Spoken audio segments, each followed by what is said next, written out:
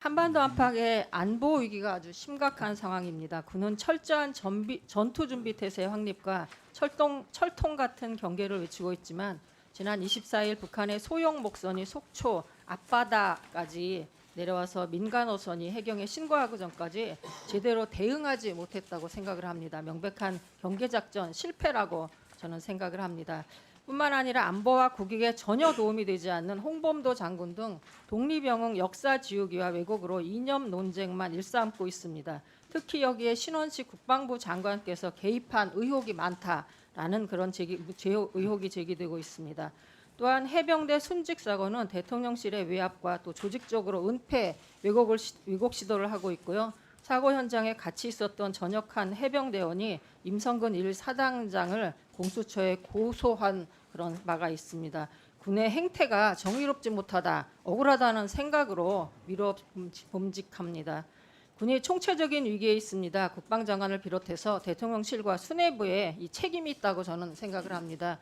지금부터라도 윤석열 대통령이 국민이 늘 무조건 옳다, 소모적 이념 논쟁을 멈추고 민생에 집중해야 한다라는 말에 맞게 국방부와 관계되는 모든 분들께서 처신을 해야 될 것 같습니다. 지금뿐만 아니라 앞으로도 국민들이 지켜보고 있음을 명심해야 된다라고 생각을 합니다. 국방부 장관께 질의하겠습니다. 저는 북한 소형 목선 남하 사건 관련돼서 질의를 하는데요. 저 국방부에서 이런 거에 대한 보고를 하면서 뭐 동해상의 환경이 어쩌고 저쩌고 막 앞에 사설을 많이 하는 거는 처음 봤습니다. 물론 동해가 NLL이 넓고 기니까 뭐 작전을 하기가 쉽지는 않겠죠. 보통 보고를 하면 작전을 먼저 얘기를 하고 뭐 주변 환경이나 여건이 이렇다더라 얘기할 텐데 마치 그게 핑계를 대거나 변명을 하는 것처럼 보입니다. 저는 군대를 다녀오지 않은 일반인의 입장에서 그 보고를 받고 아 이게 뭐지? 라는 생각이 솔직히 들었습니다. 저는 24일 소형 목선 속초 앞바다 발견 사건과 관련돼서 명백한 경계작전 실패이고 또 책임을 지지 않으려는 어설픈 변명과 거짓말로 일관되고 있다라는 의구심을 갖고 있습니다.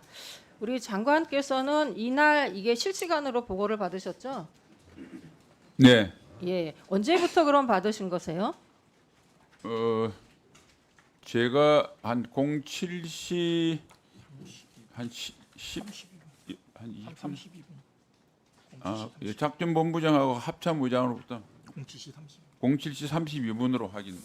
그러면 그 4시부터 있는 거는 해군이 자체적으로 하고 실제적으로는 다 그 어선 북한에서 남한 그 목선에 대한 신고라든지 해경이 접근할 때까지는 보고를 못 받으신 거세요? 목선에 대해서는 그때 받았고 제가 이제 시간을 말씀드리면 07시 10분에 정보작전본부장하고 정책시장으로부터 중요한 현황을 보고받고 07시 30분에 간부들과 조찬을 합니다. 예, 그때 예.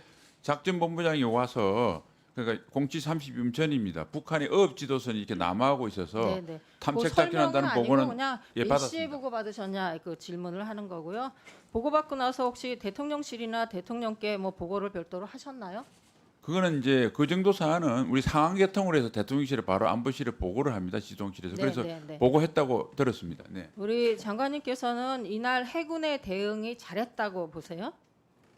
저는 뭐 적절히 잘했다고 봅니다. 네, 제가 보기로는 이게 이제 대응을 하기보다는 그냥 추적만 하지 않았나 하는 생각이 듭니다. 추적이 대응이라고 뭐 작전이라고 그러면 뭐 그렇게 할 수도 있긴 한데 실제로 보면 해군이 하는 부분들은 그냥 이게 뭐지? 라고 해서 그 목선에 대한 추적만 열심히 하고 있었다 그런 생각이 들고요. 실제로 4시부터 저렇게 여러 가지 그 추적을 자료를 좀 보시면 그중에 선박이라는 거를 확인한 부분은 6시 59분인 거고 7시 3분에 추가적인 현장 근접 확인이 필요하다고 판단을 했는데 이 판단을 하고서는 그럼 무슨 조치를 취했다고 보고를 받으셨나요? 네, 그 식별하고 그게 목선이라고 해서 그 다음부터는 민간군 통합 작전이 전개된 것으로 보고받았습니다. 아, 그러셨어요? 네. 근데 저희 언론에 보도되거나 여러 가지 정황을 보니까 이 군하고 해경이 전혀 통합이 되고 민관 협조가 안 된 거로 알고 있습니다. 그 얘기는 혹시 파악을 못 하셨어요? 저는 긴밀하게 서로 아까 작전본부장이 보고를 했지만 처음부터 소통을 하고 있었고요. 그러면 먼저 해군이 해경에다가 이 상황을 공유를 하고 뭐 협조를 요청을 했나요? 해경과는 탐지를 하고 추적하는 과정을 서로 다 공유했다고 했고 네. 59분에 이제 식별하고 난 뒤에 이게 소위 말해서 대공용이점이 있냐 없냐를 판단하는 그 과정에서는 더욱더 긴밀해졌다고 이렇게 보고받았습니다. 해군과 해경은 어떤 소통 채널을 통해서 누가 어떤 방식으로 이거를 소통을 하게 돼 있나요? 그럼요. 그러니까 얘가 탐지 수단에 공유할 수 있는 여러 가지 C5I 시스템이 있습니다. 그 시스템을 통해서 긴밀하게 하고 있고 또 필요한 사항은 서로 유무선 통신 수단을 통해서 연락한 것으로 알고 있습니다. 예. 세부적인 것은 근데 합참부장이 왜 좀 해경은 해군으로부터 이런 통보를 전혀 못 받았다고 그렇게 얘기를 하죠? 보도 자료에도 전혀 그런 것도 없고 또 일부 언론인들이 취재를 했는데 이 부분에 대해서 전혀 뭐 저 통보를 받은 바가 없다. 그냥 어민들이 이 부분들을 신고해서 본인은 파악을 하고 있다라고 하는데 그럼 어느 말이 맞는 건가요?